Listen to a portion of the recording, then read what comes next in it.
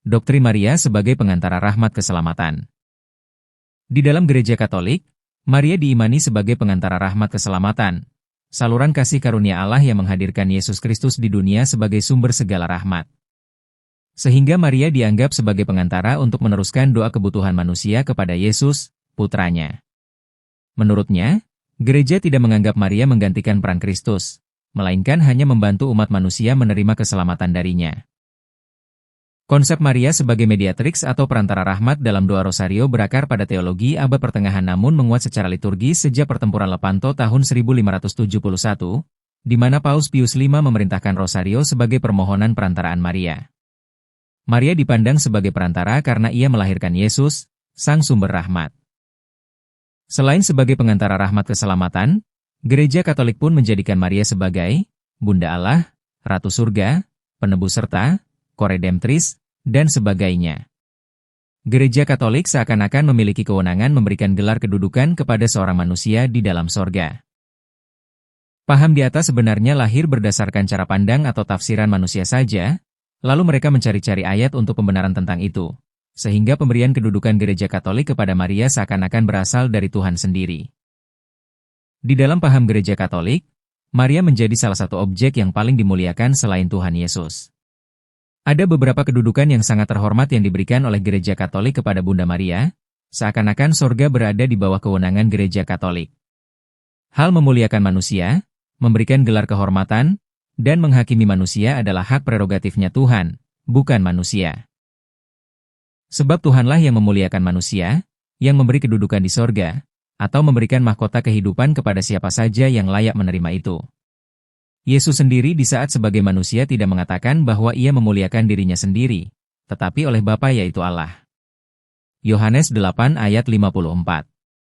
Jawab Yesus, "Jikalau aku memuliakan diriku sendiri, maka kemuliaanku itu sedikit pun tidak ada artinya. Bapakulah yang memuliakan aku, tentang siapa kamu berkata, Dia adalah Allah kami." Artinya, bukan manusia memuliakan manusia, Bapalah yang memuliakan kita, yaitu Dia yang kita sebut Allah. Lukas 1 ayat 26-35. Dalam bulan yang ke-6 Allah menyuruh malaikat Gabriel pergi ke sebuah kota di Galilea bernama Nazaret. Kepada seorang perawan yang bertunangan dengan seorang bernama Yusuf dari keluarga Daud, nama perawan itu Maria. Ketika malaikat itu masuk rumah Maria, ia berkata, "Salam hai engkau yang dikaruniai, Tuhan menyertai engkau." Maria terkejut mendengar perkataan itu, lalu bertanya di dalam hatinya, apakah arti salam itu? Kata malaikat itu kepadanya, "Jangan takut, hai Maria, sebab engkau beroleh kasih karunia di hadapan Allah. Sesungguhnya engkau akan mengandung dan akan melahirkan seorang anak laki-laki dan hendaklah engkau menamai dia Yesus. Ia akan menjadi besar dan akan disebut anak Allah yang Maha Tinggi. Dan Tuhan Allah akan mengaruniakan kepadanya tahta Daud, bapa leluhurnya. Dan ia akan menjadi raja atas kaum keturunan Yakub sampai selama-lamanya dan kerajaannya tidak akan berkesudahan." Kata Maria kepada malaikat itu, "Bagaimana hal itu mungkin terjadi, karena aku belum bersuami?" Jawab malaikat itu kepadanya, "Roh Kudus akan turun atasmu dan kuasa Allah yang Maha Tinggi akan menaungi engkau. Sebab itu anak yang akan kau lahirkan itu akan disebut kudus, anak Allah." Dalam logika normal, ketika Maria disebut akan mengandung seorang anak laki-laki yang akan menjadi raja atas keturunan Daud, saya yakin rasa khawatir Maria sebagai gadis yang masih perawan atau belum bersuami akan hilang dan bahkan bahagia. Apalagi yang menyampaikan ini seorang malaikat, sudah pasti Maria merasa akan dilindungi oleh Tuhan. Oleh karena itu Maria menjawab malaikat itu. Lukas 1 ayat 38. Kata Maria, "Sesungguhnya aku ini adalah hamba Tuhan, jadilah padaku menurut perkataanmu itu." Lalu malaikat itu meninggalkan dia. Kelahiran Sang Mesias adalah rencana Allah. Maria bukan sutradaranya maupun sebagai aktor utama dalam rencana keselamatan itu. Maria hanya pemeran pembantu, sebagai media Tuhan untuk tempat berinkarnasi menjadi manusia. Definisi dan fungsi Maria sebagai media tempat berinkarnasi telah dipahami secara berlebihan. Menurut Gereja Katolik, fungsi atau kedudukan Maria sebagai media di situ adalah sebagai pengantara atau mediator di antara dua pihak, yaitu antara manusia dan Tuhan Yesus, sehingga Maria berfungsi sebagai penghubung antara umat dengan Tuhan. Tugas Maria sebagai sarana berinkarnasi dari Roh Kudus menjadi manusia tidak sama artinya sebagai penghubung antara dua pihak. Sebab Yesus datang sebagai manusia dan tinggal di antara mereka adalah dalam rangka membuka tirai pemisah antara manusia dengan Tuhannya. Yesus sudah ada sebelum segala sesuatu, tetapi ia dalam wujud roh. Karena ia ingin menggenapi seluruh hukum Taurat yaitu darah perjanjian, maka ia memerlukan media untuk itu, yaitu seorang perempuan. Seumpama untuk mengubah air menjadi es tentu membutuhkan freezer. Setelah air itu menjadi es batu maka tugas freezer selesai. Apakah freezer dapat dianggap sebagai penghubung dalam konteks komunikasi? Sewaktu dalam wujud roh pun Yesus sudah berhubungan secara langsung dengan bangsa Israel dalam rupa api di kaki Gunung Horeb dan Tuhan berfirman di tengah-tengah api itu. Selain itu Tuhan hadir kepada mereka bangsa Israel melalui penampakan tiang api dan tiang awan selama di padang gurun. Dan sejak Nabi Yosua hingga sebelum kedatangannya sebagai manusia, Tuhan selalu berkomunikasi kepada bangsa Israel melalui hamba-hambanya yaitu para nabi. Di Yohanes 1 ayat 14 sudah dikatakan, Firman itu telah menjadi manusia, dan diam di antara kita, dan kita telah melihat kemuliaannya, yaitu kemuliaan yang diberikan kepadanya sebagai anak tunggal Bapa, penuh kasih karunia dan kebenaran. Dan di Matius 1 ayat 23 juga dikatakan, Sesungguhnya, anak darah itu akan mengandung dan melahirkan seorang anak laki-laki, dan mereka akan menamakan dia Immanuel, yang berarti, Allah menyertai kita. Perhatikan huruf besar pada ayat-ayat itu. Yesus sendiri adalah Immanuel, yang artinya, Allah beserta kita. Apakah masih perlu perantara untuk memohonkan sesuatu kepadanya? Tuhan sendiri telah datang sendiri kepada manusia dalam rupa manusia dan tinggal di antara kita. Yesus telah membuka tabir penghalang antara manusia berdosa dengan Dia. Dan setelah Yesus naik ke sorga pun ia berjanji datang segera sebagaimana tertulis di Yohanes 14 ayat 16-17. Aku akan minta kepada Bapa, dan ia akan memberikan kepadamu seorang penolong yang lain, supaya ia menyertai kamu selama-lamanya. Yaitu roh kebenaran. Dunia tidak dapat menerima dia, sebab dunia tidak melihat dia dan tidak mengenal dia. Tetapi kamu mengenal dia, sebab ia menyertai kamu dan akan diam di dalam kamu. Itulah janji kedatangan Yesus setelah ia naik ke sorga, sebab ia tidak akan meninggalkan umatnya sebagai yatim piatu. Yohanes 14 ayat 18-20. Aku tidak akan meninggalkan kamu sebagai yatim piatu. Aku datang kembali kepadamu. Tinggal sesaat lagi dan dunia tidak akan melihat aku lagi, tetapi kamu melihat aku, sebab aku hidup dan kamu pun akan hidup. Pada waktu itulah kamu akan tahu, bahwa aku di dalam Bapa-Ku dan kamu di dalam aku dan aku di dalam kamu. Tuhan sendiri berdiam di dalam diri orang beriman. Yohanes 15 ayat 4. Tinggallah di dalam aku dan aku di dalam kamu. Sama seperti ranting tidak dapat berbuah dari dirinya sendiri, kalau ia tidak tinggal pada pokok anggur, demikian juga kamu tidak berbuah, jikalau kamu tidak tinggal di dalam aku. Yesus telah mengutus Roh Kudus ke setiap orang percaya kepadanya untuk menyertai mereka, sehingga Allah tidak membutuhkan pengantara doa kepadanya, sebab ia sendiri berdiam di dalam diri orang beriman.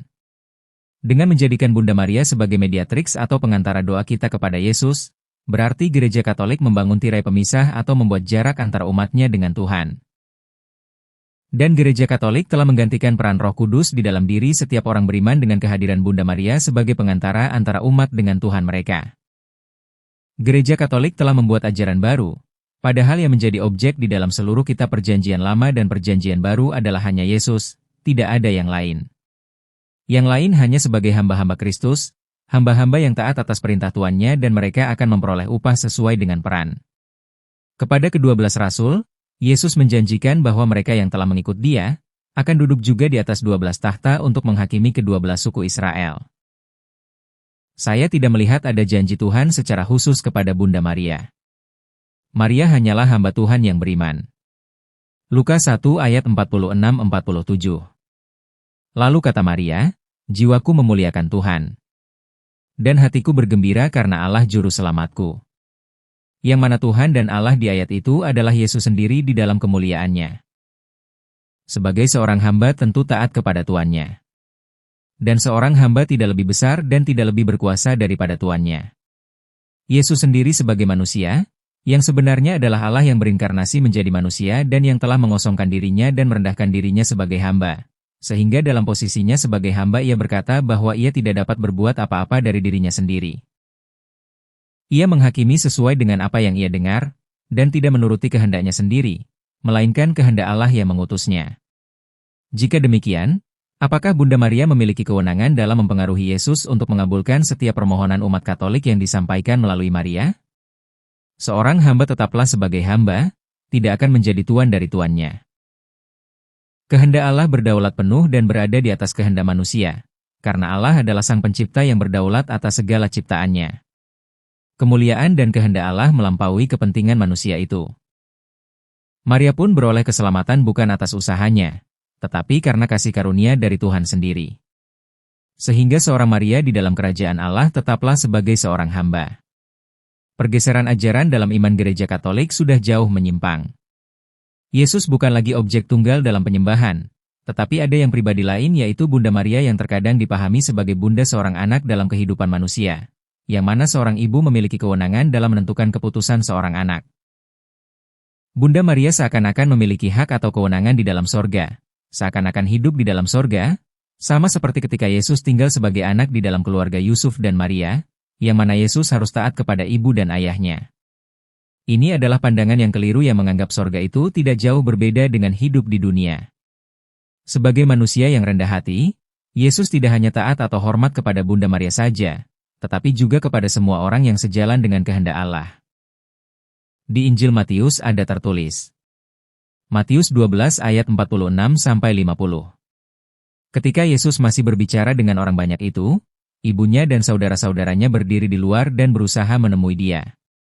Maka seorang berkata kepadanya, "Lihatlah, ibu Mu dan saudara-saudara Mu ada di luar dan berusaha menemui engkau." Tetapi jawab Yesus kepada orang yang menyampaikan berita itu kepadanya, "Siapa ibuku? Dan siapa saudara-saudaraku?" Lalu katanya, sambil menunjuk ke arah murid-muridnya, "Ini ibuku dan saudara-saudaraku.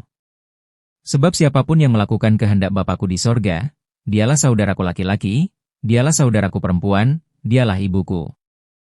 Artinya, Yesus tidak hanya memperlakukan Bunda Maria dan keluarganya sebagai ibu dan saudara-saudaranya, tetapi semua orang yang melakukan kehendak Allah. Yesus akan melayani semua orang, sebab ia datang ke dunia bukan untuk dilayani, tetapi untuk melayani orang-orang yang berkenan kepadanya. Jika ayat ini digunakan sebagai dasar untuk memberikan gelar mediatrix kepada Bunda Maria, sangatlah tidak masuk akal. Sebab dalam keadaannya sebagai manusia dan sebagai anak tentu Yesus akan patuh kepada ibunya. Dan siapapun manusia yang baik di kolong langit ini akan patuh kepada orang tuanya.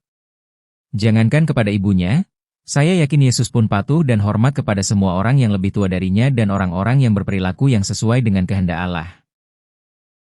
Sebab di Matius 12 ayat 50 Yesus berkata, "Sebab siapapun yang melakukan kehendak Bapakku di sorga, dialah saudaraku laki-laki, dialah saudaraku perempuan, dialah ibuku." Sorga adalah wilayah kerajaan Allah di mana Yesus duduk di tahtanya sebagai Raja sejak dahulu kala, dan segenap tentara sorga berdiri di dekatnya, di sebelah kanannya dan di sebelah kirinya.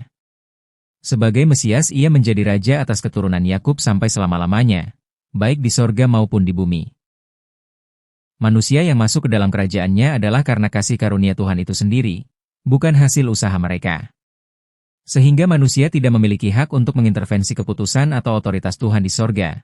Mereka tetaplah sebagai hamba-hamba Allah yang diberi kewenangan untuk menghakimi kedua belah suku Israel. Rencana keselamatan manusia sudah ada sejak dahulu dan merupakan rencana kekal Allah, bukan tindakan darurat atau rencana mendadak. Rencana ini dirancang sebelum manusia diciptakan yang diwujudkan melalui Yesus Kristus.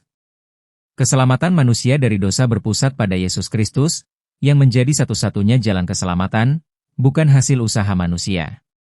Di Kejadian 3 ayat 15, Tuhan telah berfirman kepada Hawa dan Iblis, "Aku akan mengadakan permusuhan antara engkau dan perempuan ini, antara keturunanmu dan keturunannya. Keturunannya akan meremukkan kepalamu, dan engkau akan meremukkan tumitnya." Artinya, jauh sebelum Maria lahir ke dunia rencana Tuhan sudah ada. Kemudian untuk mewujudkan itu Tuhan telah menubuatkan tunas adil bagi Daud. Hal ini dapat dibaca pada kitab Yesaya 11 ayat 1, Yeremia 23 ayat 5 dan Mika 5 ayat 2. Kisah Para Rasul 13 ayat 22-23. Setelah Saul disingkirkan, Allah mengangkat Daud menjadi raja mereka. Tentang Daud Allah telah menyatakan, "Aku telah mendapat Daud bin Isai, seorang yang berkenan di hatiku dan yang melakukan segala kehendakku." Dan dari keturunannya lah, sesuai dengan yang telah dijanjikannya, Allah telah membangkitkan juru selamat bagi orang Israel, yaitu Yesus. Yang dinubuatkan Allah adalah seorang Mesias, bukan menubuatkan seorang perempuan untuk melahirkan seorang Mesias, sehingga bukan perempuan yang menjadi pengantara rahmat keselamatan yang memiliki kewenangan untuk menentukan keselamatan. Maria hanyalah alat dalam skenario rancangan keselamatan, termasuk Yudas, orang-orang Yahudi yang menghakimi dia, dan Kaisar Romawi. Sebab tanpa penyaliban Yesus yang diprakarsai oleh orang-orang Yahudi maka rahmat keselamatan itu tidak akan ada. Yang merancang atau yang memprakarsai rencana keselamatan ini adalah Tuhan sendiri dan sudah sejak dahulu kala. Ibarat dalam sebuah drama, yang menjadi sutradara dan aktor utama yang melakukan rencana keselamatan itu adalah Tuhan sendiri, sedangkan yang lainnya hanya sebagai pemeran pembantu, atau sebagai hamba di dalam sebuah kerajaan. Seorang hamba yang melakukan pekerjaan tuannya tentu akan menerima upahnya. Yohanes 3 ayat 16. Karena begitu besar kasih Allah akan dunia ini, sehingga ia telah mengaruniakan anaknya yang tunggal, supaya setiap orang yang percaya kepadanya tidak binasa, melainkan beroleh hidup yang kekal. Efesus 2 ayat 8-10. Sebab karena kasih karunia kamu diselamatkan oleh iman. Itu bukan hasil usahamu, tetapi pemberian Allah. Itu bukan hasil pekerjaanmu, jangan ada orang yang memegahkan diri. Karena kita ini buatan Allah, diciptakan dalam Kristus Yesus untuk melakukan pekerjaan baik, yang dipersiapkan Allah sebelumnya. Ia mau, supaya kita hidup di dalamnya. Ayat 9 ini pun mengandung arti bahwa karunia keselamatan itu pun tidak perlu ada orang yang dimegahkan. Dalil lain yang digunakan Gereja Katolik untuk memberikan gelar mediatrix kepada Bunda Maria adalah ketika Bunda Maria meminta Yesus untuk mengubah air menjadi anggur di pesta pernikahan di Kana. Yohanes 2 ayat 1-11. Dan tentang ini, Yesus sudah mengatakan bahwa yang disebut ibunya dan saudara-saudaranya adalah siapapun yang melakukan kehendak Allah. Matius 12 ayat 46-50. Ayat lain yang dijadikan sebagai dalil Maria sebagai pengantara doa adalah Yohanes 19 ayat 26-27, yang mana saat di kayu salib, Yesus memilih Yohanes sebagai anak Maria pengganti dirinya dan menyerahkan Maria kepada rasul-rasul yang lain sebagai ibu mereka, yang ditafsirkan sebagai ibu seluruh umat beriman. Sebenarnya ini hanya sebuah tafsir. Tetapi dalam arti harfiahnya adalah bahwa tugas Yesus sudah hampir selesai dan ia akan mati, bangkit dan naik ke sorga.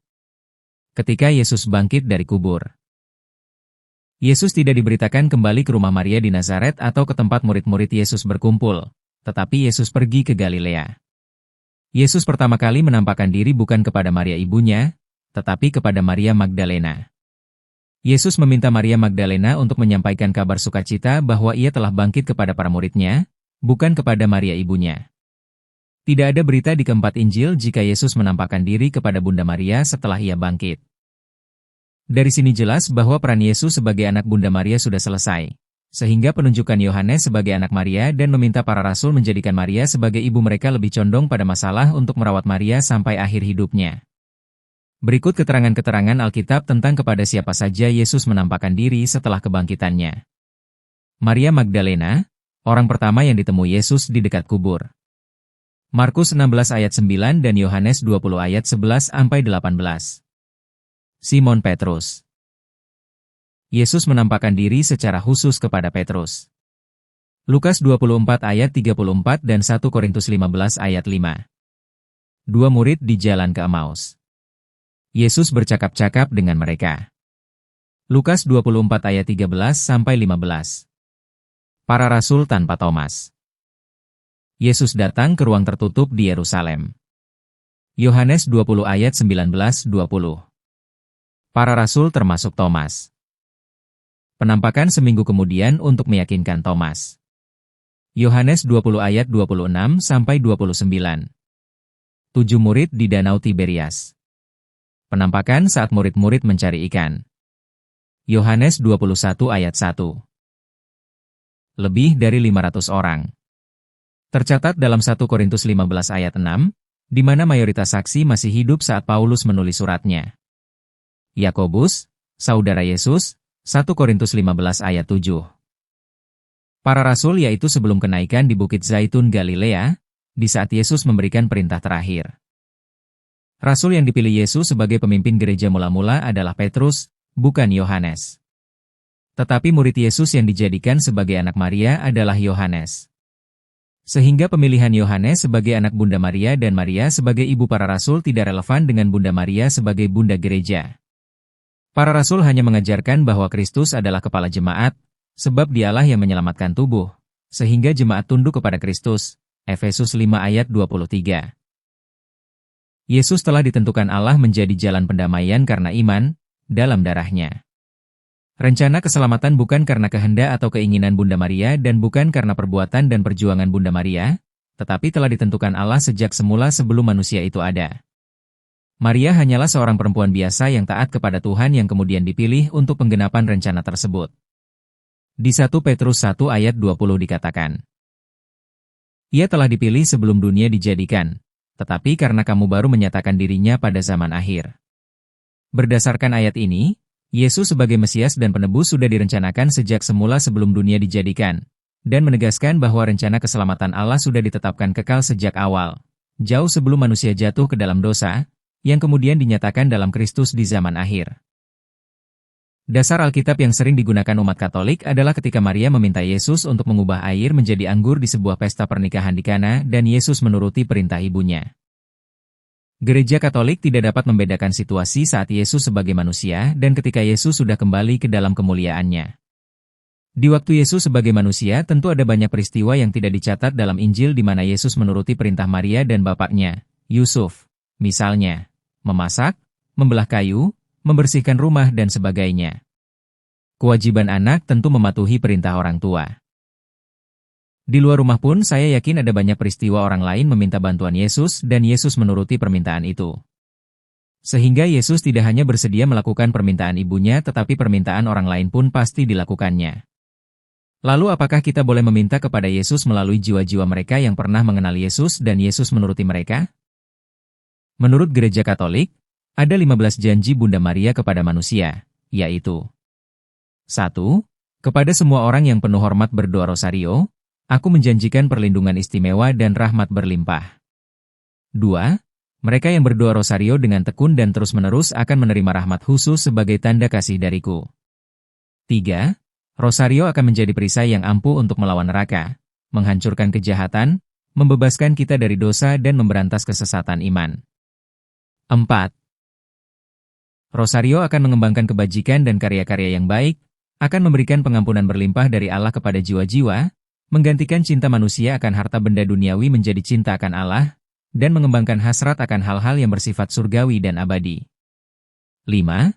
Jiwa yang bersandar padaku melalui rosario tidak akan binasa. 6. Mereka yang berdoa rosario dengan penuh kesungguhan dengan merenungkan peristiwa-peristiwa sucinya, tidak akan ditimpa kemalangan ataupun mati mendadak. Bagi pendosa, mereka akan bertobat, orang-orang benar akan tumbuh dalam rahmat dan menjadi layak menerima kehidupan kekal. 7. Mereka yang hidup dengan penuh kesetiaan terhadap rosario tidak akan mati tanpa hiburan dari gereja maupun tanpa rahmat dan menjadi layak menerima kehidupan kekal. 8. Mereka yang setia berdoa rosario akan menemukan terang dan dipenuhi rahmat Allah selama hidupnya dan lebih-lebih pada saat ajalnya. Akan ikut menikmati pahala kudus di surga. 9. Aku akan segera membebaskan mereka yang penuh hormat terhadap rosario dari siksaan api neraka. 10. Mereka yang setia berdoa rosario akan menikmati kemuliaan yang luhur di surga. 11. Kamu akan mendapatkan apa yang kamu minta dariku dengan berdoa rosario. 12. Mereka yang menganjurkan berdoa rosario akan kubantu dalam kesulitan hidupnya. 13. Aku telah mendapatkan janji dari putraku bahwa semua anggota pendoa rosario akan memperoleh perhatian dan persekutuan para kudus di surga dalam masa hidup dan matinya. 14. Mereka yang berdoa rosario dengan penuh iman adalah anak-anakku yang tercinta, saudara-saudara dari putraku yang tunggal, Yesus Kristus. 15. Devosi terhadap rosarioku adalah pertanda yang agung bahwa yang bersangkutan akan menemukan kebahagiaan bersama Kristus. 15 janji Maria kepada umat Katolik ini baru ada di masa Santo Dominikus pada abad 13 Masehi, dan janji ini tidak terdapat dalam kitab Injil. Tidak jelas dari mana datangnya janji Maria ini. Kesimpulan dari penjelasan saya ini adalah Gereja Katolik telah menggeser makna Yesus sebagai Immanuel, mengganti peran Roh Kudus menjadi tugas Bunda Maria, dan menganggap Bunda Maria memiliki kuasa untuk menentukan manusia binasa atau tidak binasa, mengabulkan doa-doa mereka yang melakukan devosi kepada Maria. Inilah yang telah dinubuatkan kepada Petrus di Yohanes 21 ayat 18 bahwa gereja yang dipimpinnya itu akan diikat oleh orang lain dan dibawa ke tempat yang tidak Petrus kehendaki.